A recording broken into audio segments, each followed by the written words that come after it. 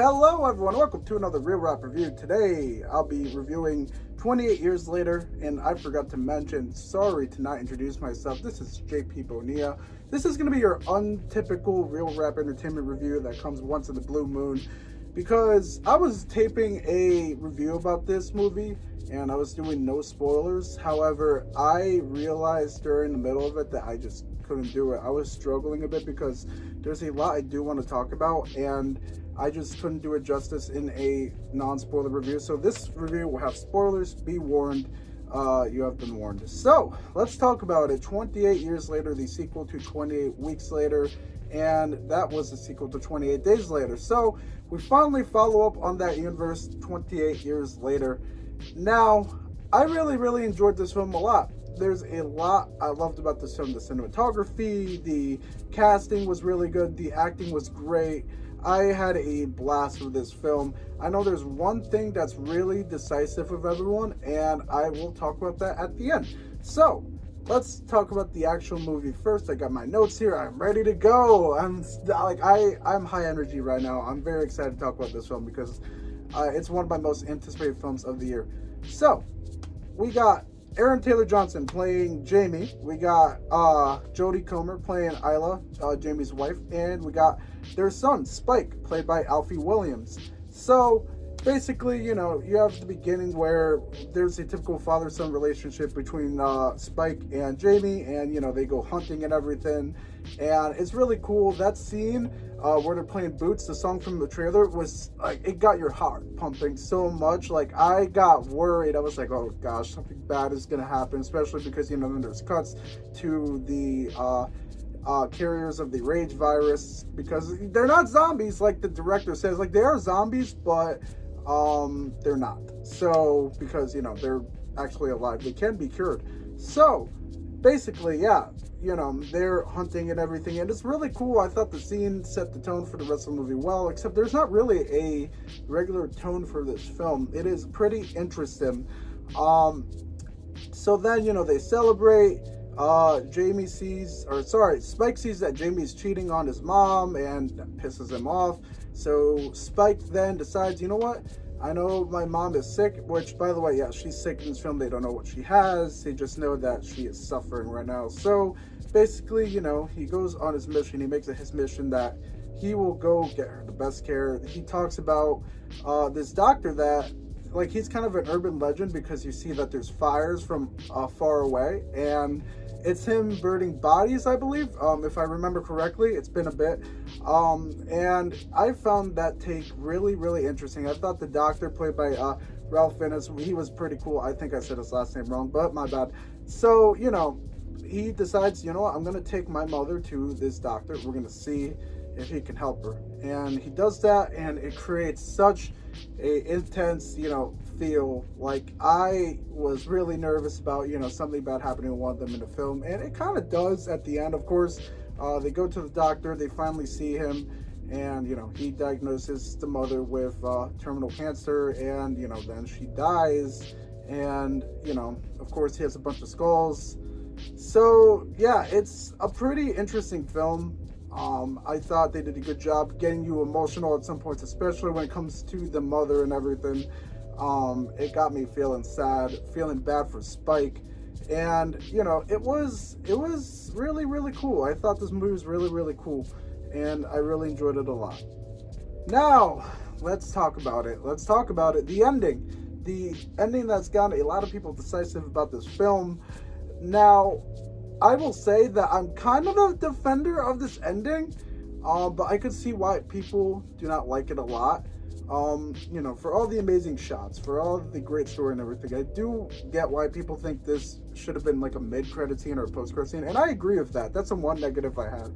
I think the scene was badly placed because, you go from a very dark, intense film, and then in the last 2 minutes, you go to the tone of the Power Rangers. I know that sounds really weird. For those who don't know or care to, get spoiled,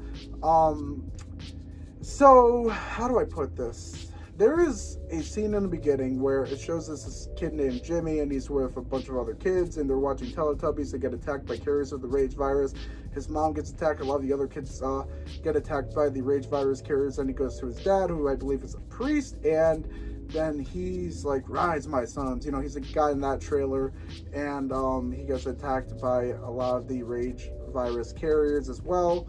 Well, Jimmy, turns out 28 years later, he survived those attacks, and he is now the leader of a group called the Jimmies, which do ninja stuff and a lot of kung fu. It's very, very Power Rangers-esque, and I know it caught a lot of people off guard and everything.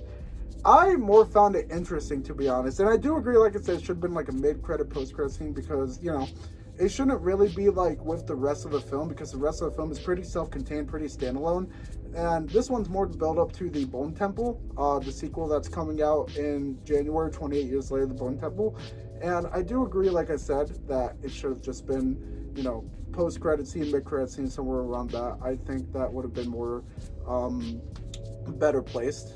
But basically, yeah, so the leader of the Jimmies is played by Jack O'Connell, and it's like kind of a cult, I guess, from what's been described, and they're all dressed like Jimmy Savile, and he's one of the survivors of the original outbreak. And yeah, that this will be problematic in the sequel, because they're dressed like Jimmy Savile. If you know who he is, I don't need to give you an explanation. If you don't know who he is, Google him, or don't, because he's pretty bad is probably understating how much of a monster is. He is a disgusting human being, and this is what's going to make you realize, hey, this is going to be bad in the sequel, because they're dressed like this monster and everything. Now, I'm assuming in this timeline they don't actually find out about what Jimmy Savile did and the disgusting acts that he did. They just know him as, the really cool TV presenter guy that, no one totally knows what he did, even though it's an open secret. So they probably were inspired by this guy, and, that's why they dress up like him. Because, he died, 2011? They found out what he did after that. So, this is 2002. No one would have known. And anyone that would have known is probably dead from the rage virus. So, yeah. It's pretty weird. It was a pretty weird ending, I will say, for sure.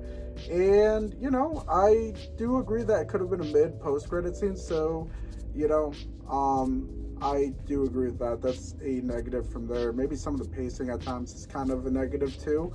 But I don't really have too much negative to say. So, anyways, my final rating for this film, I think it's going to be a 4.5 out of 5 star rating. I really enjoyed it that much. Even the ending, I didn't mind it. I'm a defender of it. Because here's the thing too, I will say, you guys have to remember, Jimmy, it seems like he did not actually grow up, and that's why he's still the way he is and so cartoonish and everything, because it doesn't seem like I'm guessing we're going to get more backstory to him after about what happened in those 28 years, but, in the beginning you see him as a kid watching Teletubbies, and, I'm assuming that because he lost his parents and he lost everyone, that he kind of just, didn't grow up and still has the mindset of like an 8-year-old. I don't know how old he was there. So yeah, that was 28 years later, 4.5 out of 5 star rating. I think that Danny Boyle did a great job. I'm looking forward to the next one. That's the one's going to be directed by Nia DaCosta, but still be written by Alex Garland and have a lot of Danny Boyle influence. So yeah, it will be interesting. And, this film has been financially successful, so it looks like we are going to get that third that they're planning. Very exciting stuff. I'm looking forward to it. What do you guys think? Let me know down below in the comments, and I'll see you guys next time for the next Real Rap Review. Have a good one, guys.